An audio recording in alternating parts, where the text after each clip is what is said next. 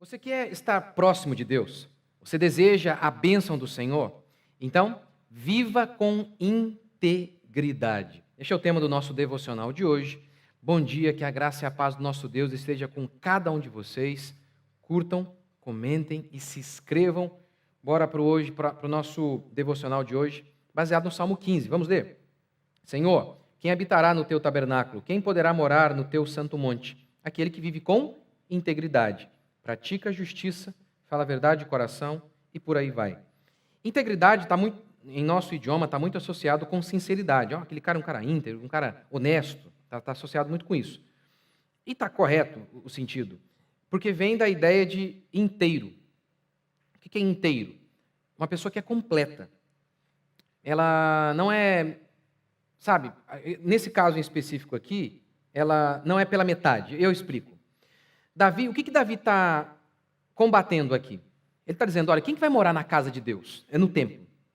É aquele que vive na justiça, é aquele que é íntegro. Por quê? Porque havia muita gente que era boa de culto, que frequentava os cultos, que não faltavam os cultos, mas eram pela metade.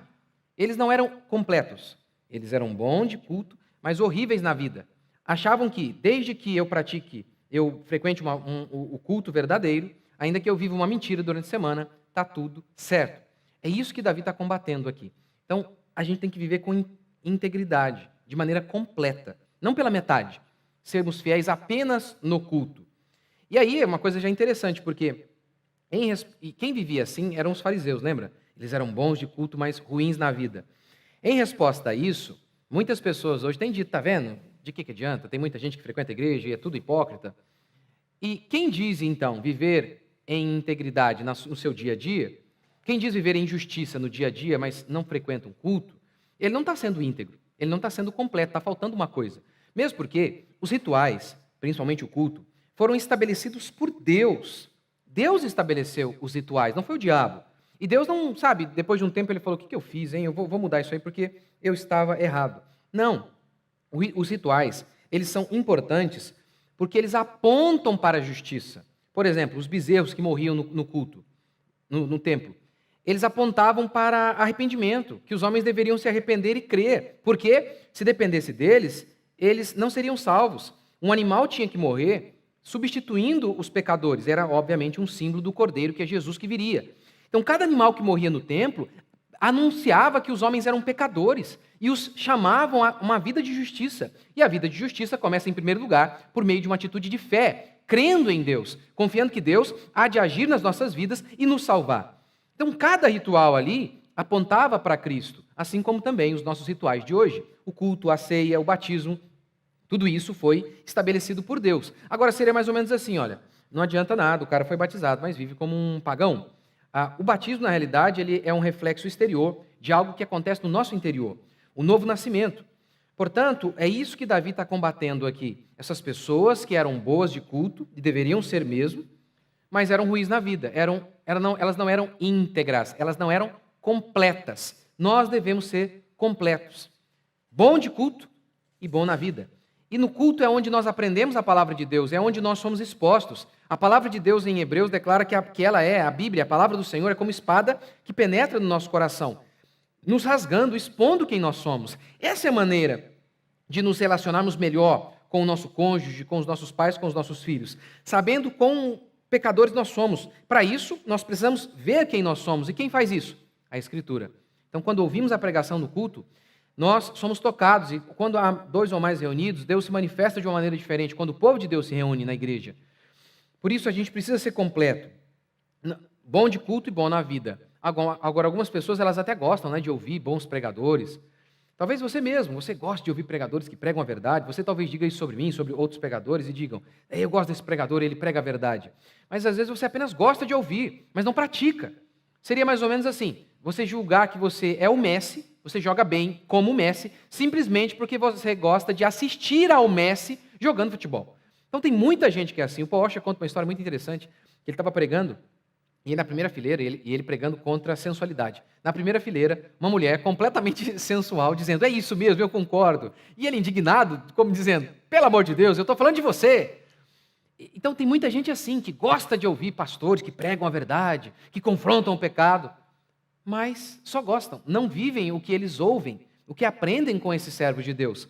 Deve haver em nós um desejo de seguir a palavra de Deus. Você deve ver a mim e qualquer bom pregador, a qualquer pregador fiel, como instrumento de Deus. Se nós interpretarmos o texto de maneira correta, como declara a Confissão de Westminster, como declara a Escritura, se nós interpretamos a Escritura de maneira correta, é como se o próprio Deus estivesse falando através das nossas vidas com você. Então, ouça, analise e diga, isso é verdade? Se isso é verdade, eu vou seguir. Eu vou viver. É assim que nós devemos fazer todos os dias. Jesus não colocou ali na oração do Pai Nosso, que deve ser feito todos os dias, não de maneira mecânica, repetida, né? Ali há princípios de como você deve orar. Os elementos que nós devemos orar estão ali na oração do Pai Nosso. E um dos elementos que nós devemos orar constantemente é perdoa as nossas dívidas. Então, ou seja, esse exame de si mesmo constante. Deus, como que eu tenho agido com os meus filhos? Como que eu tenho agido com os meus pais, com o meu cônjuge, com os meus irmãos?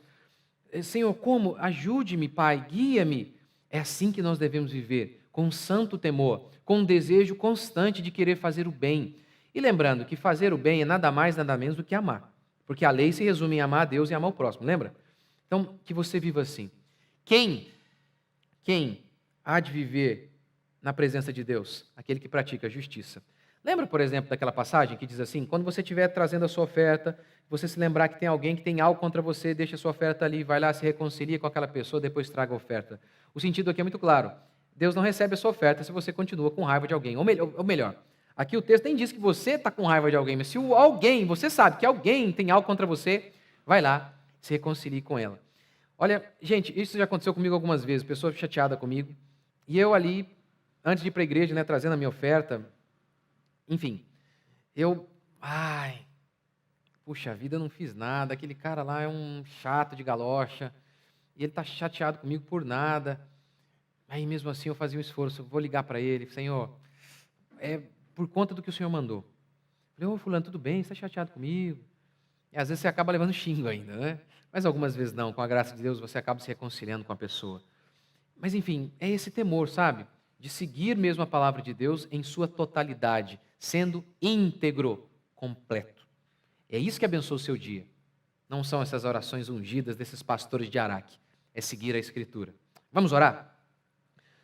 Senhor Deus e Pai, te agradecemos por mais um dia, bendizemos o teu santo nome. Louvamos ao Senhor. Oramos que o Senhor nos conduza ao arrependimento dia a dia, porque sabemos que o arrependimento não é um momento na vida, o arrependimento é um estilo de vida. Ajude-nos a cada manhã. Guie-nos, Senhor, para que possamos viver em santidade e possamos habitar no monte do Senhor. Sabemos que nós estamos na Tua presença pela Tua graça, mas sabemos também que se vivemos em pecado, o Senhor há de nos disciplinar. Ó Deus, livra-nos disso. Faz com que possamos andar em integridade todos os dias de nossa vida. Abençoa, Pai, cada uma dessas pessoas que estão me ouvindo, aquelas que estão angustiadas, aquelas que estão passando por um momento difícil, onde elas estiverem, no trânsito, no trabalho, no hospital. Ó Deus, tem misericórdia delas e conduz cada uma delas ao genuíno arrependimento. Abençoa essas pessoas, Pai, tem misericórdia delas, conduz cada uma delas à salvação verdadeira que provém do Senhor. Deus, faz com que cada um de nós possamos ter um dia abençoado. Proteja-nos, livra-nos de todo mal e use até as coisas ruins para a Tua glória, em nome de Jesus. Amém, meus queridos? Espero vocês aqui amanhã, se Deus quiser.